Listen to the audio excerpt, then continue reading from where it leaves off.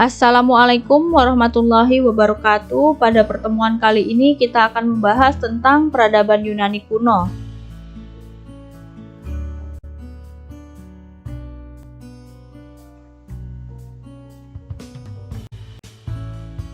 Yunani kuno merupakan pusat peradaban tertua di Eropa.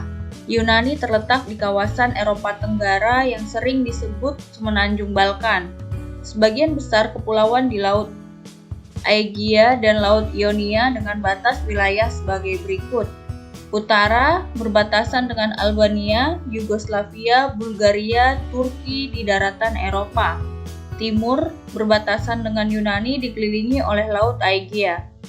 Selatan berbatasan dengan Laut Tengah dan barat berbatasan dengan Laut Ionia.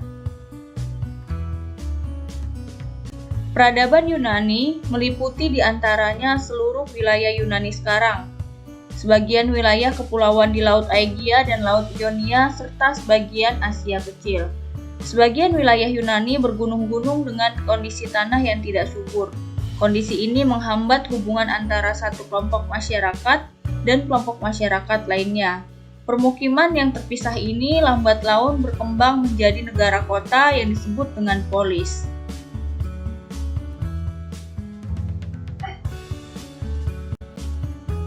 Peradaban Yunani kuno berkembang dari dua peradaban, yaitu peradaban Kreta atau Minoa atau Minos, dan peradaban Mykenae.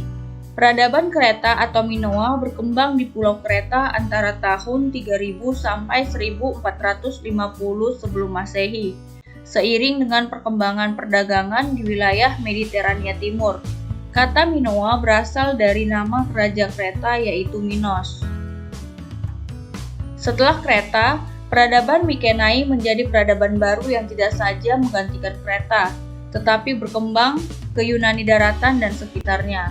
Peradaban ini berkembang sekitar tahun 1600 sebelum Masehi sampai 1100 sebelum Masehi. Ini bermula dan berpusat di Peloponnesia, Yunani Selatan yang semula juga merupakan wilayah kekuasaan kerajaan Kreta. Kondisi sosial politik peradaban Yunani kuno diawali dengan peradaban Kreta, kemudian peradaban Mykenae, zaman kegelapan Yunani, peradaban Yunani kuno atau arkais, dan peradaban Yunani klasik. Kita akan membahas setiap peradaban pada masa Yunani kuno. Peradaban Kreta. Cikal bakal peradaban Yunani adalah peradaban Kreta atau peradaban Minoa yang berkembang antara 3000 sampai 1450 sebelum Masehi. Sebutan Minoa mengacu pada Raja Minos, dikaitkan dengan bangunan labirin atau rumah siput, sebuah sistem jalur yang rumit, berliku-liku, serta memiliki banyak jalan buntu yang masih dapat dilihat di sebuah situs Minoa atau situs Knossos di kota Knossos. Sebutan Kreta mengacu pada pulau dekat daratan Yunani, tempat ditemukannya peradaban ini, yaitu Pulau Kreta. Pulau Kreta telah dihuni sejak 7000 sebelum Masehi. Penduduknya datang dari Anatolia atau Asia Kecil. Sumber lain mengatakan dari wilayah Livan, yaitu wilayah Mediterania Timur yang meliputi Lebanon, Suriah, Yordania, Israel, dan Palestina sekarang ini. Mereka mendirikan beberapa koloni di daratan utama Yunani dan kepulauan Aegea lainnya, misalnya Akrotiri di Thera. Berdasarkan peninggalan kompleks bangunan istana, setidaknya pulau ini terbagi atas satuan politik, diantaranya bagian utara berada di bawah kendali kota Knossos, bagian selatan kota Paistos, bagian timur kota Malia, ujung timur kota Katozakro, dan bagian barat kota Chania. Beberapa tempat di Kreta menunjukkan bahwa bangsa ini telah sangat maju. Contohnya di situs Istana Batu di Katozakro ditemukan banyak sanggar kerajinan. Berdasarkan materialnya, kawasan ini digunakan sebagai entrepot atau gudang barang untuk perdagangan impor dan ekspor. Komoditas utama mereka adalah timah yang sangat diperlukan karena perunggu dihasilkan dari campuran timah dan tembaga. Wilayah perdagangan Minos mencapai Mesopotamia dan Mesir. Agama yang dianut orang-orang Minoa diketahui dari tradisi lisan. Dari catatan ini diyakini agama Minoa yaitu politeisme. Mereka memuja banyak dewa-dewi, dengan dewi utamanya adalah Potnia. Banteng adalah binatang yang dianggap keramat bagi bangsa Minoa. Ada suatu ritual keagamaan yang unik, yaitu lompat banteng. Simbol-simbol keagamaan lainnya adalah ular, labris atau kapak bermata dua, matahari, dan pohon. Ada pula bukti bangsa Minoa melakukan pengorbanan manusia. Sekitar tahun 1450 sebelum Masehi, peradaban Minoa mengalami titik balik akibat bencana alam. Kemungkinan besar akibat letusan dahsyat Gunung Tera yang disertai gempa vulkanik. Dugaan lain mengatakan hal ini disebabkan tsunami atau juga serangan dari Asia Kecil. Akibat bencana ini, beberapa istana penting di Malia, Thalysos, Paistos, Hagia Triaden, serta pemukiman di Knossos musnah. Perlahan-lahan pengaruh bangsa ini melemah sampai akhirnya mudah dikuasai bangsa Mykenae pada sekitar abad ke-16 sebelum Masehi. Berikut ini hasil budaya dari peradaban Kreta. Uang tembaga Minoa atau Kreta, tembikar dari situs Knossos, dan patung banteng. Peradaban Mykenae adalah peradaban yang berkembang di Peloponnesia, Yunani Selatan pada 1600 sampai 1100 sebelum Masehi.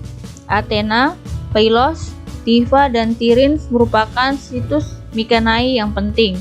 Orang-orang Mykenae dikenal juga sebagai bangsa Akia. Peradaban ini berawal dari datangnya beberapa suku ke daratan utama Yunani sekitar 2000 sebelum Masehi. Suku-suku ini membentuk satu unit politik sekitar tahun 1600 sebelum Masehi. Kota-kota utama Mykenae diantaranya Mykenae dan Tiryns di Argolis, Polis di Messenia, Athena di Attika Thebe, Orchomenus di Bottia, dan Lolkos di Thesali.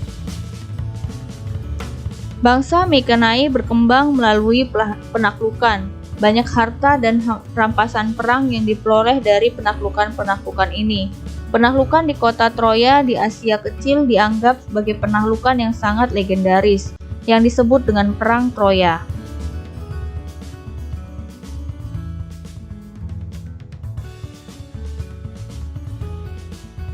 Kehancuran dari peradaban ini disebabkan salah satu dari hal berikut.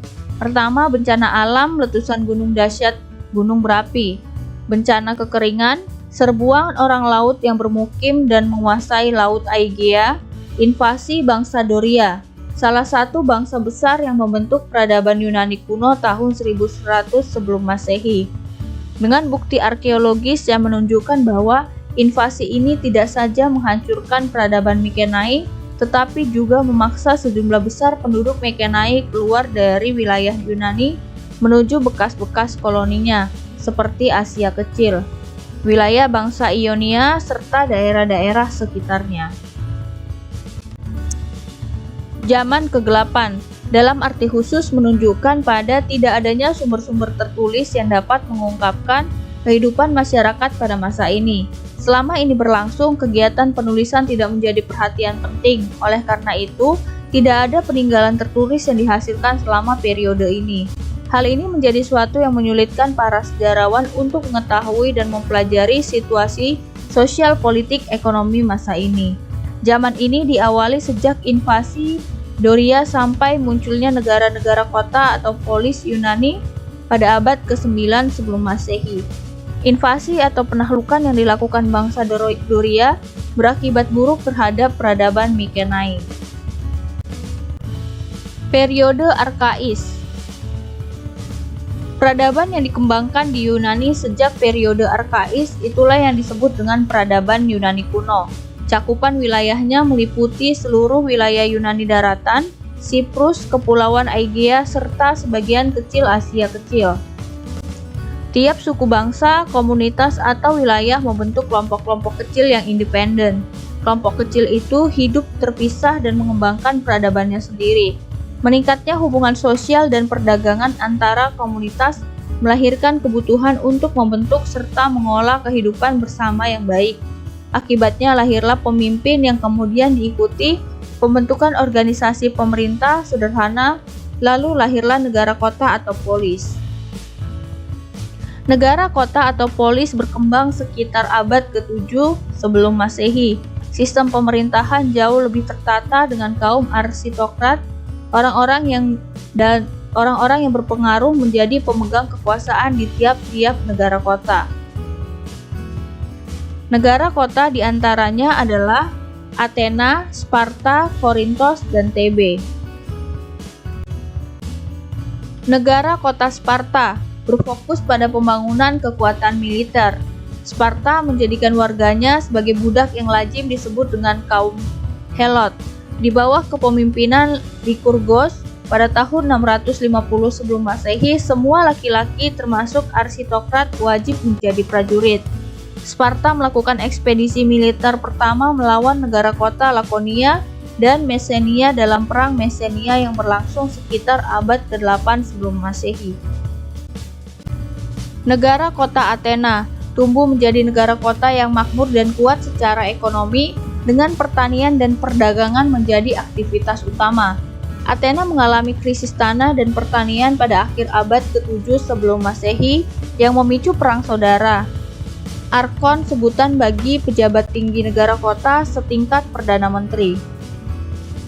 Kestabilan negara begitu penting bagi Athena, sehingga para arkon berusaha agar tidak seorang pun warga negara berkonspirasi merongrong kekuasaan atau berkhianat terhadap negara. Athena menerapkan sistem ostrasisme di mana rakyat diminta menulis nama seseorang di atas ostrakon atau pecahan tembikar yang dianggap berbahaya bagi negara. Jika jumlah nama yang tercantum pada ostrakon lebih dari 1/5 jumlah penduduk, si pemilik nama akan diberi hukuman.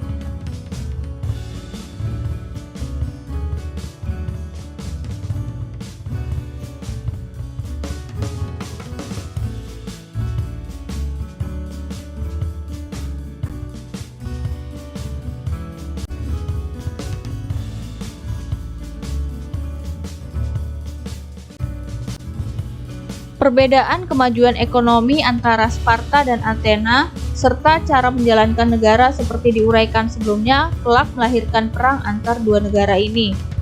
Namun, sebelum perang itu terjadi sekitar tahun 449 sebelum Masehi, Athena dan Sparta sempat menikmati hubungan yang harmonis saat bersama-sama menghadapi invasi Persia di bawah Darius I sekitar tahun 490 sebelum Masehi, yaitu pada periode Yunani Klasik. Periode Yunani Klasik. Periode Yunani Klasik ditandai dengan 3 peristiwa penting, yaitu Perang Yunani-Persia, Perang Sparta-Athena atau Perang Peloponnesia, dan hegemoni Sparta dan bangkitnya negara kota Makedonia di bawah Filipos II. Perang Yunani-Persia. Perang ini dipicu invasi Persia ke negara-negara kota di wilayah Ionia, wilayah Turki sekarang, sekitar tahun 547 sebelum Masehi di bawah rajanya Cyrus Agung atau Kores Agung. Ionia berhasil ditundukkan, lalu Persia mengangkat semacam penguasa boneka di Ionia yang bernama Aristagoras, dengan pusat pemerintahan di Miletos yang terletak di pesisir barat Anatolia atau sekarang dikenal dengan Provinsi Aydin, Turki.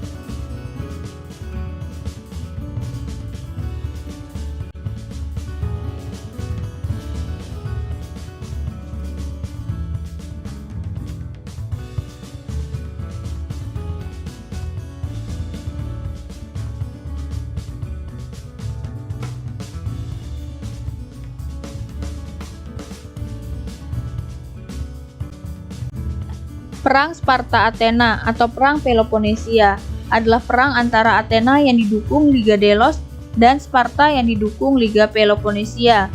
Latar belakang utama perang ini adalah ketakutan Sparta akan kekuasaan Athena yang tumbuh baik secara ekonomi maupun militer. Secara umum, perang ini dibagi menjadi 3 fase, yaitu Perang Archidamia, Perdamaian Nicias, dan Perang Ionia.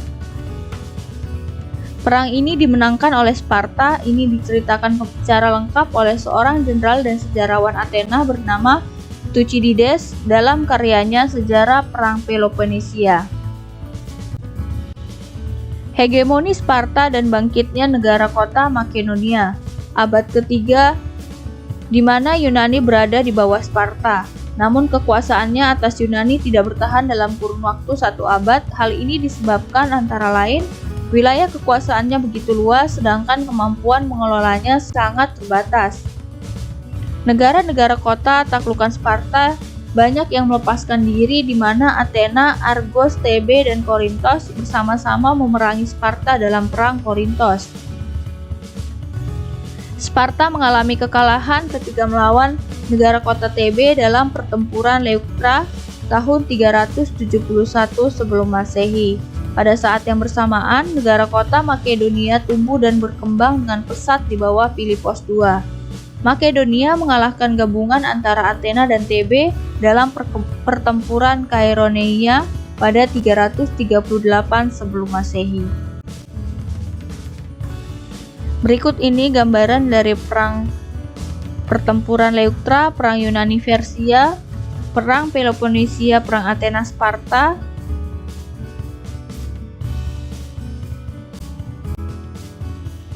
Periode Helenistik. Pada 336 sebelum Masehi, Alexander Agung berkuasa di Yunani menggantikan ayahnya Filipos II. Pada masa pemerintahannya, Alexander Agung melakukan percampuran atau perpaduan budaya, terutama antara budaya Yunani atau Hellas, Mesir, dan Persia. Hasil percampuran budaya ini menghasilkan kebudayaan yang disebut kebudayaan Helenistik. Tujuan dari perpaduan itu adalah untuk menjaga kesetiaan serta memperkuat persatuan antara Yunani dan wilayah-wilayah yang didudukinya. Kebudayaan Helenistik berkembang hingga wilayah yang sangat luas, terutama daerah-daerah yang dikuasai Alexander Agung. Pusat kebudayaan ini adalah kota Alexandria, ibu kota kerajaan Ptolemeus, dan Antioquia, ibu kota kerajaan Seleukia. Sistem kepercayaan bangsa Yunani kuno yaitu politeisme. Mereka menyembah banyak dewa, di antaranya adalah Zeus, dewa langit dan bumi, Apollo, dewa kesenian, Poseidon, dewa laut, Hades, dewa kematian, Aphrodite, dewi kecantikan dan cinta, Hermes, dewa perdagangan, dan Athena, dewi kebijaksanaan. Mereka menggambarkan para dewa seperti manusia, tapi memiliki kekuatan dan keindahan yang lebih dari manusia biasa. Para dewa dipercayai tinggal di puncak tertinggi Gunung Olympus. Untuk menghormati dan menyenangkan para dewa, bangsa Yunani kuno mengadakan pesta olahraga di kaki Gunung Olympus. Tradisi inilah yang sampai sekarang masih dipertahankan sebagai olahraga tingkat dunia yang kita kenal dengan Olimpiade. Olimpiade pertama diketahui diadakan di Olimpia pada 776 sebelum Masehi. Saat Olimpiade kuno berlangsung, perlombaan yang diadakan antara lain lari, gulat, balap kereta kuda, tinju prankrasi atau bela diri, lompat jauh, serta lempar lembing dan cakram. Tidak seperti sekarang, Olimpiade kuno hanya boleh diikuti laki-laki, karena para wanita bertugas untuk mengurus rumah tangga dan menjaga anak. Syarat lainnya, laki-laki itu harus seseorang yang bebas atau bukan budak, serta harus bisa berbicara bahasa Yunani. Hasil-hasil budaya dan peradaban Yunani kuno. Sistem pemerintahan. Asal-muasal demokrasi yang dipraktikkan di peradaban barat, undang-undang hukum pidana dan perdata di bawah Arkon Draco, pemegang kekuasaan tertinggi di Athena. Pengganti Draco yaitu Solon kemudian meletakkan dasar-dasar perubahan politik di Athena, antara lain mengurangi kekuasaan kaum aristokrat yang bernaung di bawah majelis Areopagus, yang beranggotakan bekas arkon dengan menetapkan bahwa pemegang kekuasaan tertinggi didasarkan pada kekayaan yang dimilikinya dan bukan berdasarkan keturunan, sebuah sistem yang disebut demokratia. Membentuk majelis rakyat yang disebut eklesia, lembaga peradilan rakyat yang disebut heliaya, serta lembaga pelaksanaan pemerintahan yang disebut boule. Ilmu pengetahuan. Yunani mempengaruhi ilmu pengetahuan barat dalam banyak hal, dari ilmu kedokteran sampai astronomi. Ilmuwan terkenal Yunani diantaranya Thales, Pythagoras, Demokritos, dan Archimedes. Filsafat. Yunani dikenal sebagai negara tempat lahirnya para ahli filsafat yang biasa disebut dengan filsuf. Para filsuf ini dianggap sebagai peletak dasar ilmu pengetahuan dan sains modern. Beberapa ahli filsafat Yunani diantaranya Socrates terkenal dengan ajarannya tentang etika keutamaan. Ia juga terkenal dengan pandangan yang para pemikir modern disebut sebagai intelektualitas etis. Plato adalah murid Socrates dengan beberapa karyanya antara lain Dialog, Republik, Negarawan, dan Pembelaan.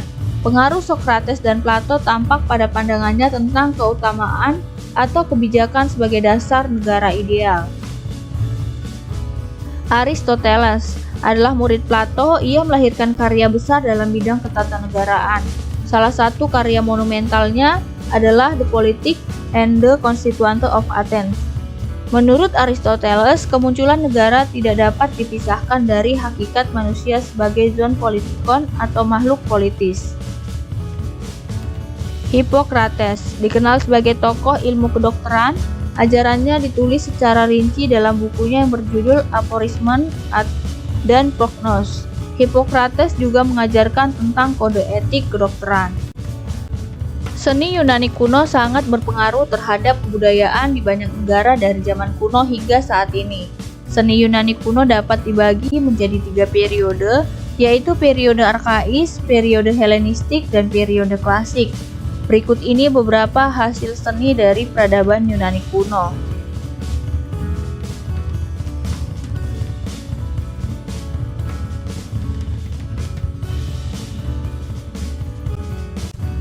Arsitektur. Ciri khas dari bangunan Yunani adalah bangunannya berbentuk kotak atau kubus. Untuk bangunan yang diistimewakan biasanya dibangun dengan menggunakan batu marmer. Ada 3 gaya utama arsitektur Yunani kuno, yakni gaya Doria, gaya Ionia, dan gaya Korintia. Kuil Parthenon di Akropolis, yaitu negara kota Athena, adalah bangunan Yunani yang paling terkenal. Kuil yang dibangun pada abad ke-5 sebelum Masehi ini menggabungkan tradisi rumah Megaron Yunani dan gaya kuil Mesir. Demikianlah penjelasan tentang peradaban Yunani kuno. Terima kasih, semoga bermanfaat. Wassalamualaikum warahmatullahi wabarakatuh.